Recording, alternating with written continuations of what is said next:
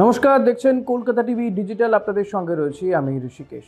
সুযোগ থাকা সত্ত্বেও নলবাহিত গ্যাস না নিলে এবার কিন্তু এলপিজি সিলিন্ডারও পাবেন না গ্রাহকরা।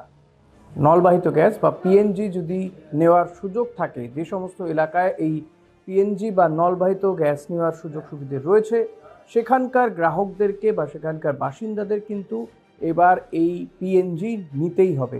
এমনই বাধ্যতামূলক নির্দেশিকা জারি করে দিয়েছে কেন্দ্রীয় সরকার। পশ্চিম এশিয়ায় যে যুদ্ধ চলছে, সেই যুদ্ধের জেরে আমরা জানি যে এমনিতেই এলপিজি সিলিন্ডারের একটা সংকট দেখা দিয়েছে, দাম বাড়ানো হয়েছে। যদিও কেন্দ্রীয় সরকার বলছে সংকট নেই, কিন্তু তবুও মানুষজন গ্যাস বুক করলে আগে যেমনটা ছিল যে 25 দিন পরে, এরপর সেটা বাড়িয়ে করা হলো 35 দিন গ্রামাঞ্চলের ক্ষেত্রে।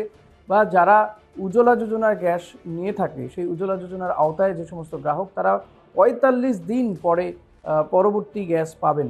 তো এমত অবস্থায় কিন্তু কেন্দ্রীয় সরকার একেবারে এটা এবার বাধ্যতামূলক করে দিচ্ছে যে যেখানে নলবাহিত গ্যাস নেওয়ার সুযোগ রয়েছে বা পিএনজি নেওয়ার সুযোগ রয়েছে, সেখানকার মানুষজনকে কিন্তু ওই নলবাহিত গ্যাসই ব্যবহার করতে হবে।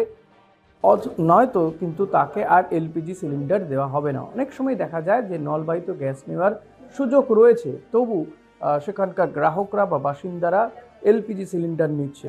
এক্ষেত্রে কিন্তু এই ব্যবস্থা আটকাতেই কিন্তু একদিকে এলপিজি সাশ্রয় করতে এবং নলবাহিত গ্যাস বা পিএনজির ব্যবহার আরও বাড়াতে এই পদক্ষেপ নিয়েছে কেন্দ্রীয় সরকার, যে এবার থেকে যদি সেটা না নেওয়া হয়, অর্থাৎ নলবাহিত গ্যাস যদি ব্যবহার করা না হয়, তাহলে 3 মাসের মধ্যে কিন্তু এলপিজি সিলিন্ডার দেওয়া বন্ধ করে দেবে।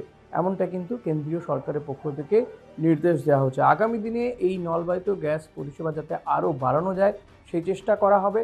পাশাপাশি এই নলবাহিত গ্যাস নেওয়ার ক্ষেত্রে কেন কেন্দ্রীয় সরকার এতটা জোর দিচ্ছে, কারণ এই গ্যাস ভারতেই তৈরি হচ্ছে, ফলত সেটা পাইপলাইনের মাধ্যমে আপনার বাড়িতে পৌঁছে দিতে সরকারের কোথাও কোনো আপত্তি নেই। কিন্তু যে এলপিজি সিলিন্ডার আপনি বাড়িতে ব্যবহার করছি, সেই এলপিজি গ্যাস নিয়ে আসা হচ্ছে অন্য দেশ থেকে।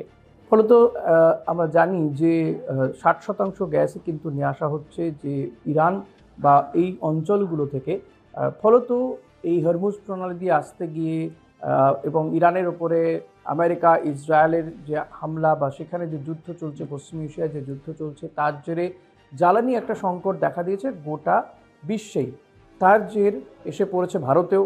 ফলত সেই সংকট মেটাতে এবং এই পিএনজির ব্যবহার বা পাইপলাইন বাহিত গ্যাস ব্যবহার করা আরও উৎসাহ দিতেই কিন্তু এই ধরনের উদ্যোগ নিয়েছে কেন্দ্রীয় সরকার বলে মনে করা হচ্ছে।